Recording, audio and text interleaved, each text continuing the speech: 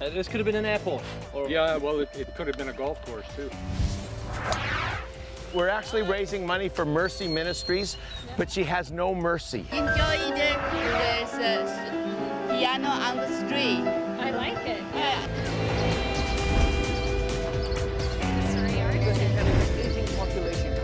I'm Leah Bolton. I'm Dean Atwell. Fraser Focus, a fresh perspective beyond the bridge. Hello and welcome to another edition of Fraser Focus, bringing you local stories from beyond the bridge. I'm Dean Atwell. And I'm Leah Bolton, and we have a cool episode for you today. It's all about green spaces. Right now, we're walking through the urban forest and checking out all the amazing greenery. Our first segment here is going to be about an individual and his team that were key components in saving an urban forest. Hey, I see them. They're here.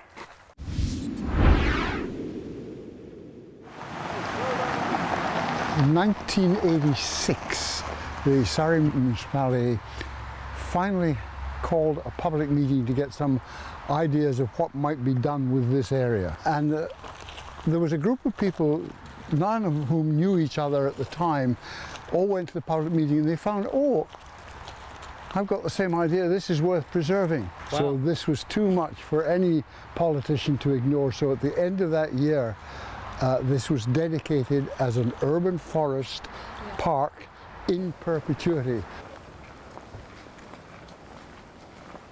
There was a lot of controversy. They wanted to put an airport in here. They wanted to put a golf course In in here? Oh yes, all kinds of things that That's other terrible. people wanted to do. This was our original T-shirt. Save our sunny side, Surrey, BC. Amazing. Okay. Yeah. So you guys are being like a big group and making sure that Stewards of the forest.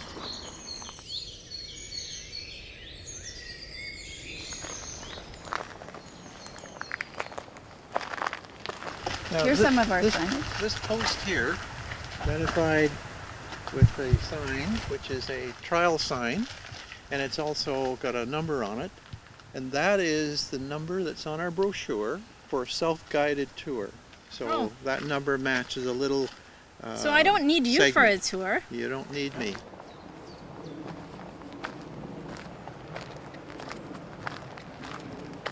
Hi, how often do you come through here? Oh, 3-4 times a month. 3-4 times a month? Oh, sure. Nice. It's a good place for the dogs when it's cool in the morning. These are the guys who save the park all the time. Ah, Yeah, they keep it running. well, that's good. This could have been an airport. Or... Yeah, well, it could have been a golf course too. And you wanted the golf course? No, Oh, I wanted okay. the park. Well, I there- voted for the park.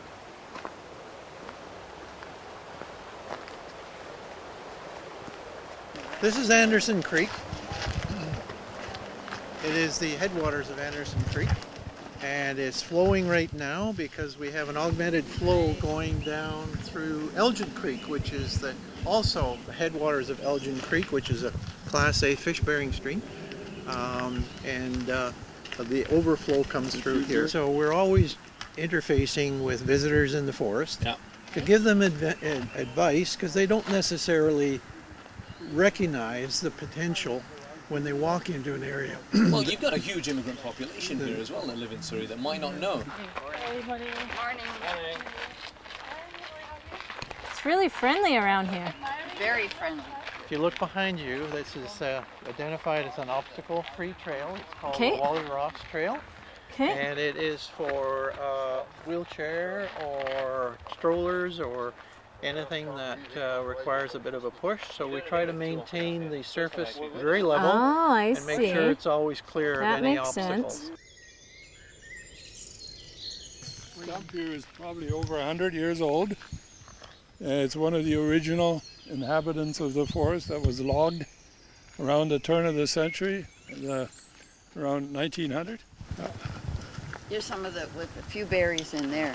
They're a bit sour, but they are actually quite tasty. This is the kind of job we do. Yeah.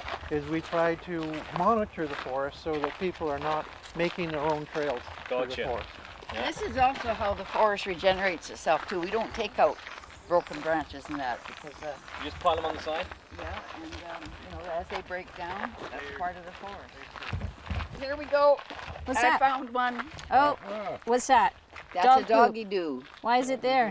Because they don't feel like taking it home or taking it out to the garbage pail. Isn't there like a bin that they can throw it in? Yes, yes.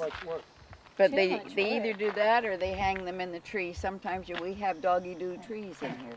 And if you look down, you'll see the kind of thing that happens. People are very inconsiderate. So I'll have to put it away so people don't walk into it. And there are other spots that I've already blocked off.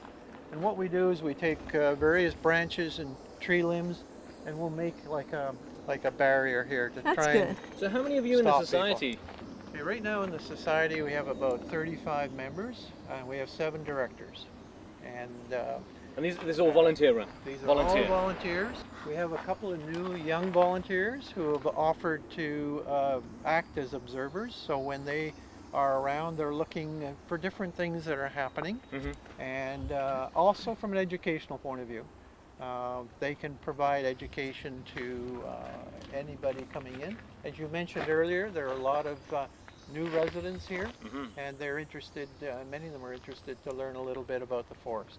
So that's one of the major functions we do, not only cleaning, protecting the integrity of the forest, but also providing. And it's important Lots to of tell your stuff. kids. Such a beautiful forest here. It's amazing that this is still here. It almost became an airport. Dean, keep up. Come on, guys. You're watching Fraser Focus. More on urban spaces when we return. You know, some of these girls that we're raising money for have hurt for a lifetime. I can handle a day.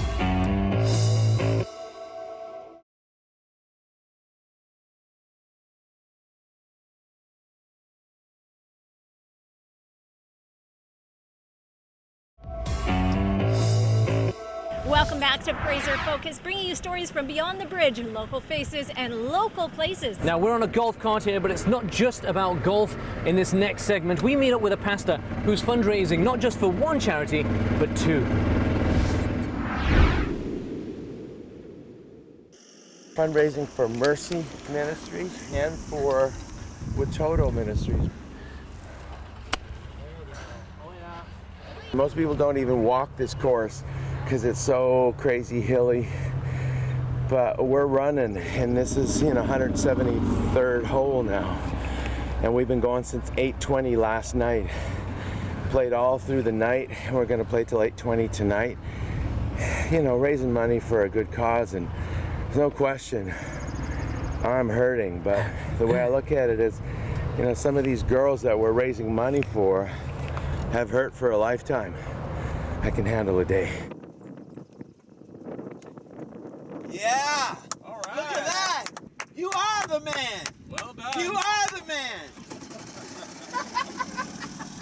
And our program is a residential counseling program for young adult women 19 to 28 that struggle with life-controlling issues. It might be an eating disorder, it might be self-harm, it might be depression, it might be a drug or alcohol addiction. Really, it's anything that stops them fully functioning and stepping into who they were intended to be. You know what? I woke up one morning and I remember looking in the mirror, and I had just come off a big bender. I had major addictions, and it was my pretty much sober moment. I looked in the mirror and I was like, I'm not going to make it if I don't check myself in somewhere. So I went through the application process, and I just said, God, it's up to you if I get in. And within a few months I was in. It was that kind of aha moment when you look at yourself and it's like, this is not who I am. This is 174, this one. Wow. Good job, boy. 174. You're going to watch me hit a good shot, because this will be a rare on this hole. This is my nemesis, this hole. Okay.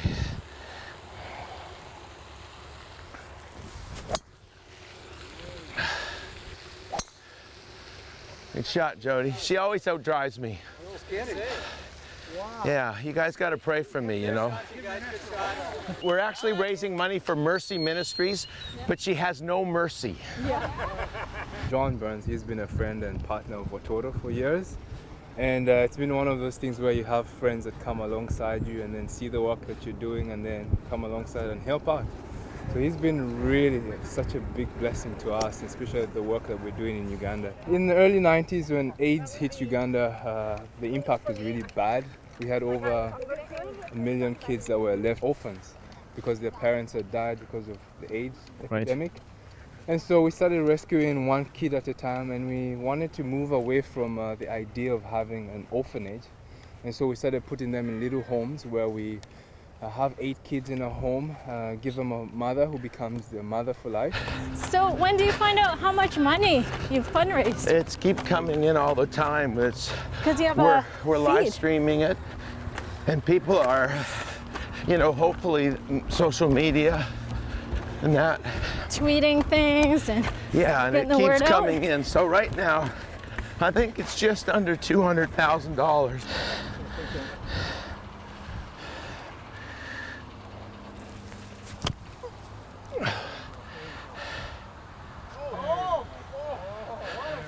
Is that Some a of good them one? That's a good shot, they say. Nice. Last night he said it was a lot of fun. He had a headlamp and he had balls that glow in the dark. And so yeah, it's dark out here, but he could see the balls and with his headlamp and those around him. Is it just Christian girls that you're bringing in here, or girls from different faith backgrounds? Anyone is free to come. So we have our statement of faith on the website. So it was very clear in the intake process that we're coming from a Christian perspective. Right. And we've had Muslim faith, we've had a variety of different... Multi-faith, so you're open to multi-faith? So as long as they're open to coming from a Christian perspective. Well, and there you go. God loves everybody. Yes, absolutely. Oh, that was a good one. So I carry my own clubs, run. Yeah. How come you don't get a golf cart? That's easy. And I want to do something that's hard. You know, because to me, I want the girls to know that they're worth something. Right. And it's not just about raising money for them, because a lot of these girls have never had a healthy father figure. And I kind of like to just show them that they're amazing. I watched 5 or 6 young, fit guys completely give up. Wow. And he's just with it. Yeah.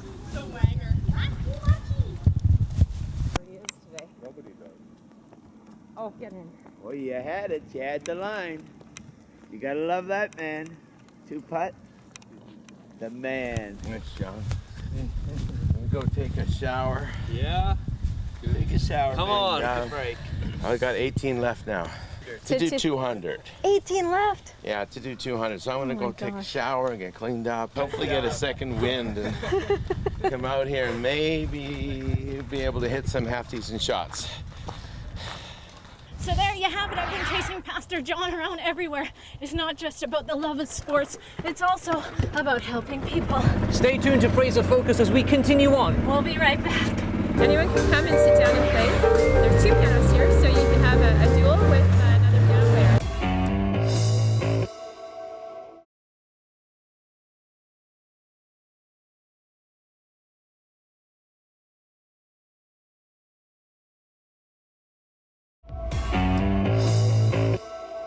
Welcome back to Fraser Focus, bringing you stories from beyond the bridge in the South Fraser and Fraser Valley areas. The theme of this week's episode is green spaces, and right now we're in downtown Surrey, about to explore the Park It Challenge. That's right, where local designers get a chance to make their mark. Let's check it out.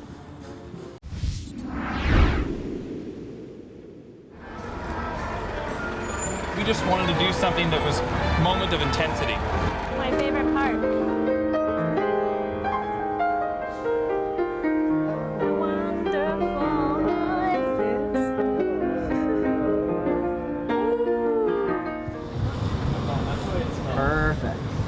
My idea was a dueling. I wanted to put 2 pianos in the city of Surrey. Last year we did one at Surrey Central, and this year we decided to do something a little bigger by having dueling pianos, which no one in the city has.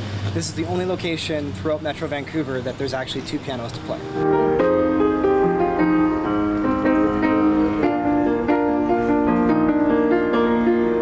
This is through the Park It program. So Park It actually allowed for a bunch of applicants to go out and be able to, you guys bid. You guys are applicants. Yeah, there was just a call for ideas basically, and we submitted because we thought it was a fun thing to do. Yeah.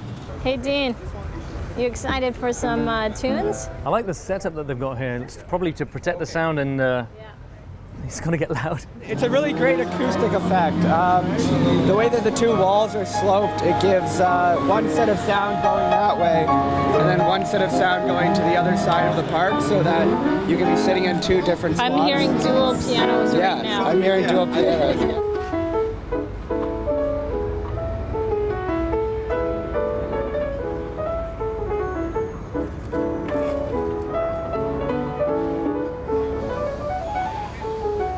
Part of the basic concept is having the two pianos. We decided that we wanted to create a space where the pianos were sort of the focus of it. Yeah. And so by creating these big sort of vertical elements, it creates a bit of an outdoor room.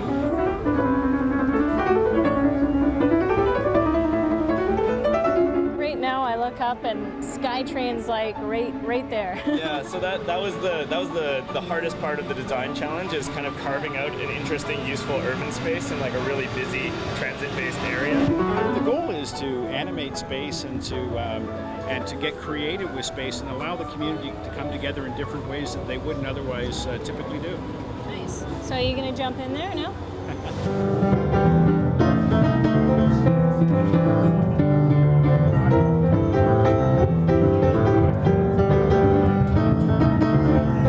Anyone can come and sit down and play. There are two pianos here, so you can have a duel with another piano player. Or you can have a solo. Or solo. Or two people playing one piano, or four people playing two pianos. You know, now the other guys are finished. You're not going to ruin it. No. So. No, I don't. It's messed up little kids piano playing. I started playing when she was playing. She's really good and you're kind of terrible. Enjoy the piano on the street. I like it. Yeah, enjoy the piano. For everyone, yeah. Yeah, very good. Wow, she's good.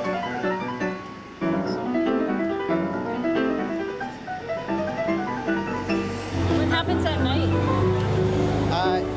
Over the last 4 years, we haven't had any big problems with it.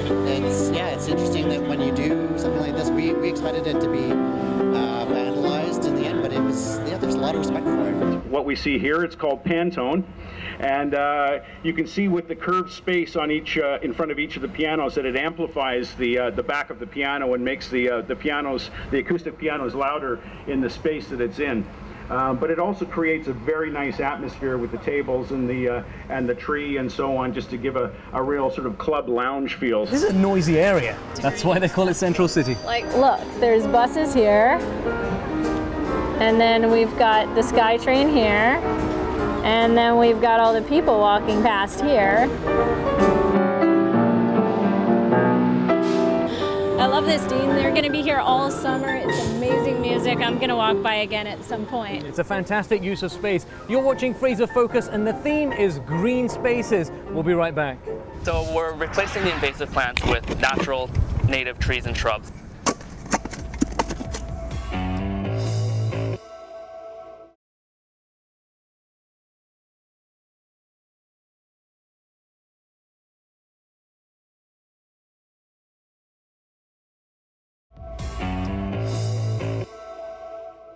Welcome back to Fraser Focus, bringing you stories from beyond the bridge. On this week's episode, we're exploring local green spaces. And because TD Tree Days is coming up again in September, we're going to recap last year's events and give you a chance to participate.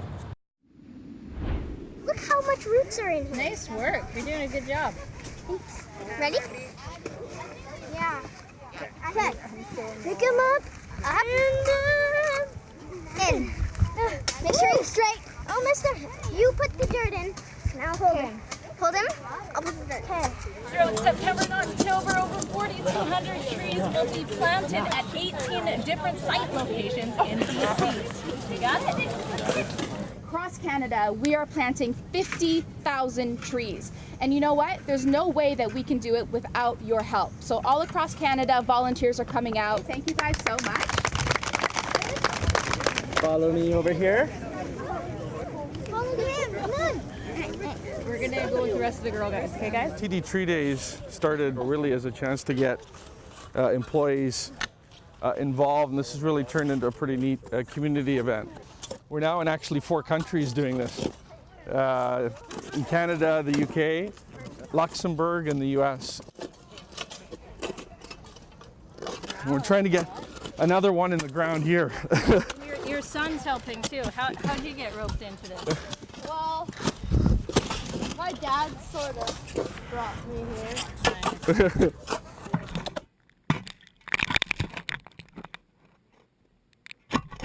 So we're replacing the invasive plants with natural native trees and shrubs, which will benefit the wildlife, it'll benefit increased biodiversity. It's just all in all a good thing for the park. And you'll see that they're pretty root bound, so it's just kind of massage the roots a little bit. Loosen that up, that'll help stimulate them to grow and to spread out underground. Okay. Working hard. Oh yeah, there's no beauty contest here. No beauty contest. There's no beauty contest. Mother beauty. Here's one. How many is that now? Probably about 10 or 12. Give a little bit back, help make everything green. Nice. Yeah. So what size gloves are you? I think over 350,000 trees have been planted, which is pretty neat. You working hard? Yeah. Yeah? My partner's just taking a break. Taking a break? We'll get you working hard. So why are you out here helping out today? Well, because I will get a badge and because it's nice for the environment. So what are you doing with the roots? Well, we're massaging them so they get looser, so it's not as compact, so they don't have to be squished. Oh, so you know a lot about tree planting. Yeah, I work on a farm on summer. Wow. On Vancouver Island. You've planted trees, so you guys are experts at this. Yes. You could probably teach me a thing or two.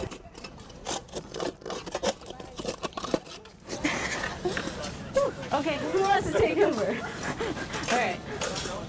TD Friends of the Environment Foundation polled the community and found that 96% of Canadians feel it's important to plant trees. And that's it for this episode of Fraser Focus. Local faces and local places bringing you a brand new theme every week. If you have a story to tell, please feel free to contact us. I'm Dean Atwell. And I'm Leah Bolton. See you next time.